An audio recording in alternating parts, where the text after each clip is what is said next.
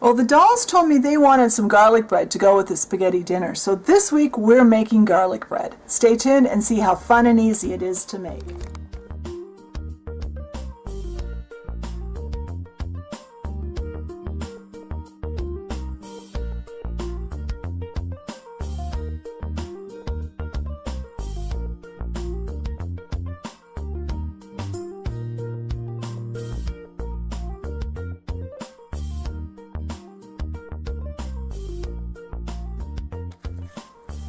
Alright, for my clay mixture, I've just mixed random white and a random beige colored clays that were on in my kind of my box of clay to put away. I'm not sure what brand they were. It doesn't matter for this project. You just want an off-white clay. And if you want a more precise measurements and method of making bread, go check out my basic bread video. That's more in-depth. This is just, we're not going to really see this very much, so I'm not too worried about it. So I'm making kind of a stocky cylinder here. And I have added, for added texture, I added just a little bit of white sand. On the bread video I added cornmeal, but the sand was on my desk. It didn't require a trip out to the kitchen to get it. So, kind of smushing this. I'm trying to make kind of a cylinder. And this is, it's about an inch in diameter, inch and a half in diameter. That's kind of what I'm looking for, because what I want to do, I want to smush this down to make kind of a flat loaf, like a French loaf. I'm kind of basing this off of, like those Texas toast type garlic breads that you buy frozen in the grocery store. That's kind of where I'm starting with from this. So I'm at about an inch and a half there. Let's see how tall we are. I want about, in the end, I want it about an inch and a half wide by approximately 3/4 of an inch or so tall. And I want a shape like this. Don't worry about the ends. We're going to kind of get those flattened off later. Now we're going to color this with chalk. It's like we do all our baked goods. We are going to start with a yellow ochre. We are going to need a brown, and we're going to need a kind of reddish brown. And this is just a cheap set from Michael's, nothing fancy.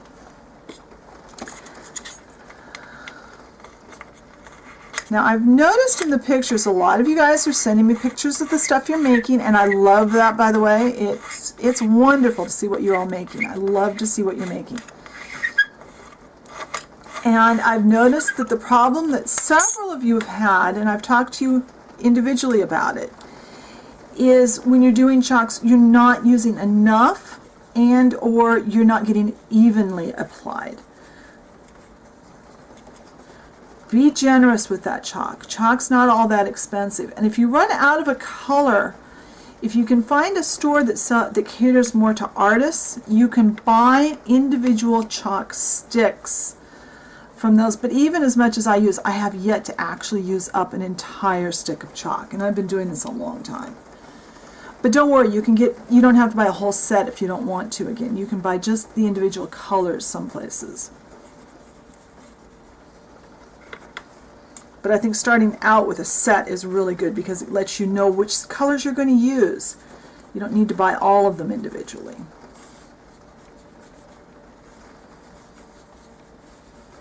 And this is kind of flat on the bottom. That's okay. We can fix that later.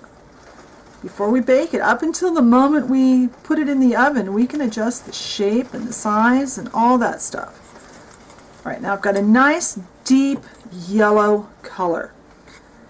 Now, right where that chalk is still at, whoops, get my bread out of the way so I don't cut into it. I'm going to add a little of this yellow brown, or red brown, kind of a reddish brown color. Now I'm going to dust that on. And I'm pushing down with my brush. See how my brush is kind of spreading out? I'm really pushing this onto the clay. I work in a circular motion. And it's okay if we have imperfections. That looks kind of cool, actually, when you get it all baked off. It looks more natural. I think it's about time to replace my brush. It's starting to shed really badly. If it still sheds after I wash it next time, probably need to replace this one. But again, it gets used a lot. I do a lot of clay work. All right, now, just a touch of this brown, and I want a little more yellow ochre. I think it is almost time for me to buy new yellow ochre though. Now, not too much dark brown or it'll look like you burnt the bread.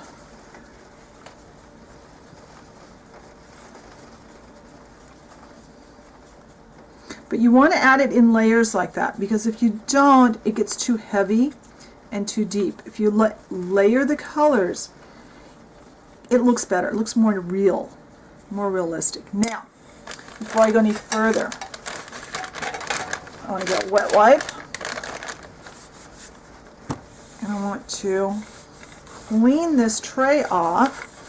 I'm going to put my brush off to the side. Now this I am going to wash before I put it away. It's important when you're working with chalks to wash that brush that you use. And if you haven't watched my videos before, I use a cheap eyeshadow brush. I don't use a paintbrush with chalk. I find a cheap eyeshadow brush works so much better with the chalk.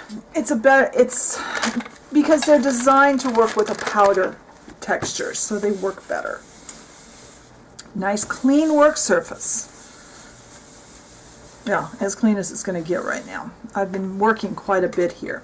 Also, get your hands, because you've picked up chalk on your fingers just from handling that stuff.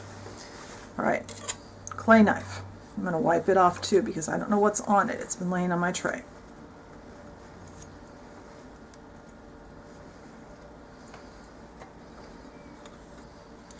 We're going to... We don't have to freeze this one, because we don't need to keep a rounded texture. We can have kind of a flat texture. Now remember that garlic bread is kind of a thick bread, not like our loaf of bread. I'm cutting probably a 1/4 inch, someplace between an 1/8 and a 1/4 inch thick. The dolls want nice thick slices of garlic bread. They're going to serve it with that spaghetti we made a few weeks ago. They're going to need something to soak up that extra sauce, right? Now, get a toothpick, any kind of toothpick. Kind of add some extra shape to the side of your bread.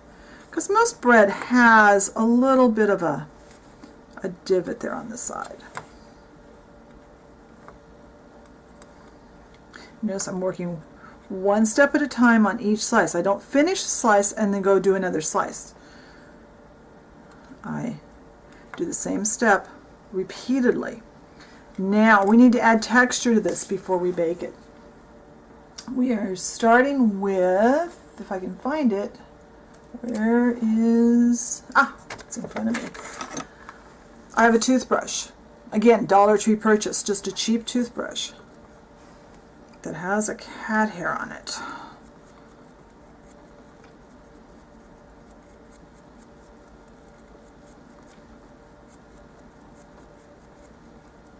This makes the bread look like it's been baked. We are going to cover the top. We're not going to see a lot of this, but we still want the texture under there.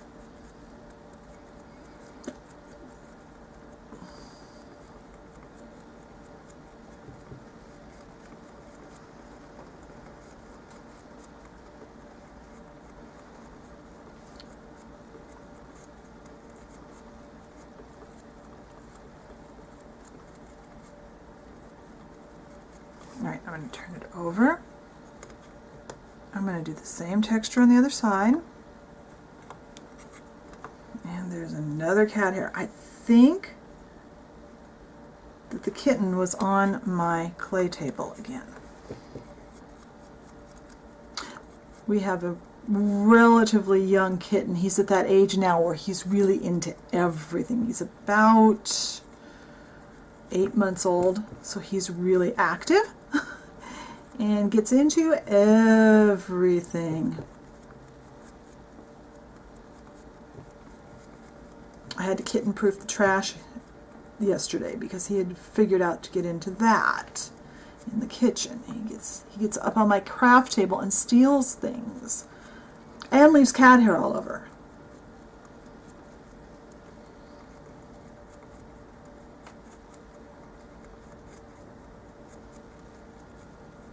All right, now I'm going to use a wire brush. It's a wire cleaning brush from Harbor Freight. I want to get, this makes it look like that airy texture that bread has. Now we've lost a little bit of our texture. If I did this on top of sandpaper, I wouldn't lose as much texture, but like I said, for this project, it's not really all that important.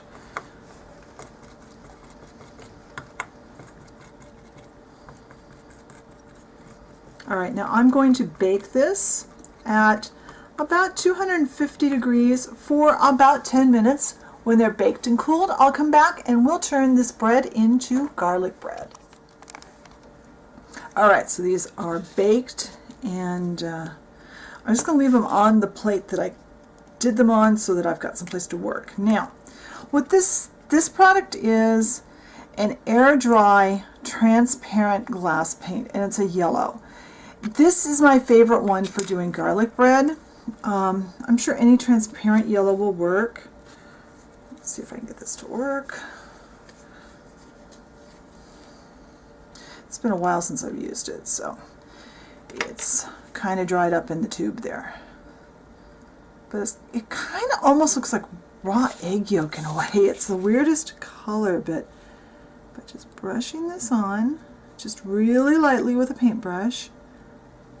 Normally I would squirt a little out on my table and then on a surface and paint with it from there, but I think it's dried up in that little tip. But this looks kind of like melted garlic butter on top of here. There's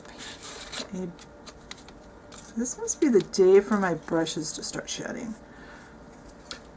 And this will come out of your brush. It is a water-based product. Basically, it's a type of acrylic paint, I guess. So it will wash out as long as you wash it out before it dries. And don't cover the whole surface. Kind of leave some space around your paint. This is someplace where you want blotchy and uneven, because you want to see that there's the butter is spread on there. So put the lid back on this.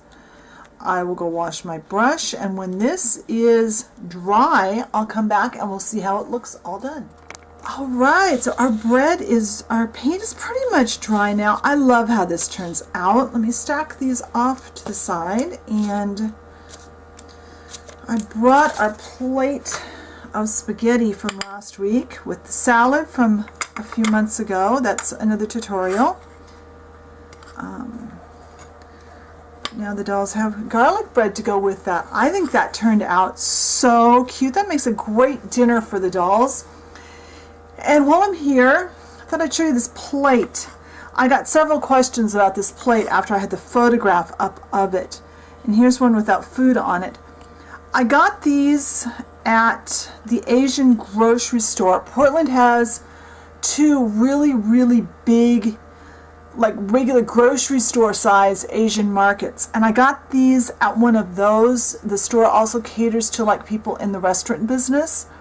So if you have a store like that where you live, they're a really good source for small dishes and bowls and stuff. It's kind of thick, but it still works really well, and it's the perfect size for the dolls.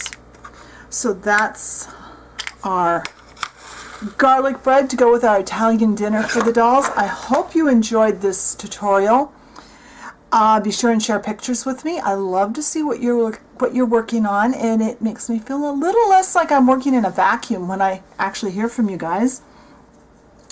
If you have any specific foods or any other projects you want me to show you how to make, be sure and let me know. I'd love to make what you want to make. So thanks for watching. Check out the Facebook page, and I will talk to you later. Bye.